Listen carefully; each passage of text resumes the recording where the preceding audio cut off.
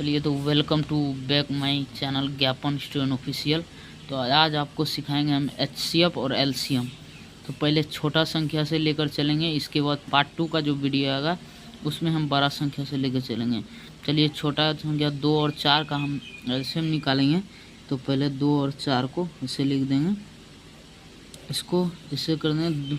छोटा संख्या से हमको पहले काटना है, तो सबसे छोटा संख्या 1 होता है, लेकिन 1 से हमको नहीं काटना है, 2 से शुरू होता है एलसीएम से। तो 2 से हमको काटना है।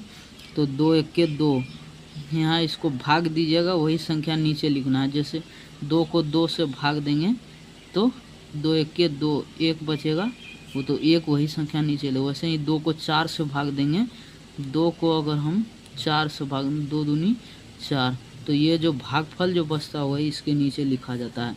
तो मिनिमम 2 संख्या जब कटता है तब हम लोग यहाँ पर काटते हैं। अब नहीं कटेगा, इसलिए हम इसको इसलिए 1 से काटेंगे तो फिर वही 2 1 के 2 वही 1।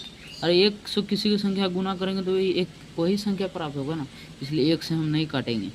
इसलिए अब हो जाएगा हम लोग का 2 गुना 1 को नहीं लिखा है, क्योंकि 1 से किसी संख्या गुना कीजिएगा तो वही संख्या प्राप्त होगा। इसलिए 2 बचा, तो 2 हम लिखेंगे 2, और ये 2 बचा, तो 2 दूनी 4, यही हमारा आंसर हो जाएगा।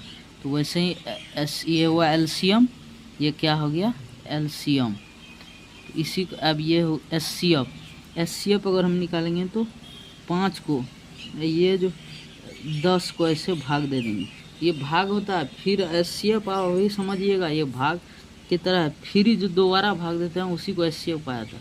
5 दूनी 10, 5 दूनी 10, तो ये हो गया 10 कट गया, तो एचसीएफ हमारा यही प्राप्त हुआ 5। लेकिन अगर हम आपको 2 और 3 का एचसीएफ अगर निकालने के बोल देंगे तो 2 को आप ऐसे कीजिएगा, 2 1 के 2, तो ये 2 एचसीएफ नहीं प्राप्त होगा। इसको फिर ऐसे घुमा के फिर ये वाला जो संख्या है इसको यहाँ पर ला के फिर 1 दूनी 2, तो ये जो संख्या अंतिम में काटेगा वही हमारा एचसीएफ हो जाएगा। एचसीएफ बराबर 1, यही आपको एचसीएफ होता है। पार्ट 2 में हम इसका नेक्स्ट लेवल लेके आएंगे। तो अगर अच्छा लगा हो तो वीडियो को चैनल लाइक सब्सक्राइब जरूर करें, शेयर ज़रूर करें।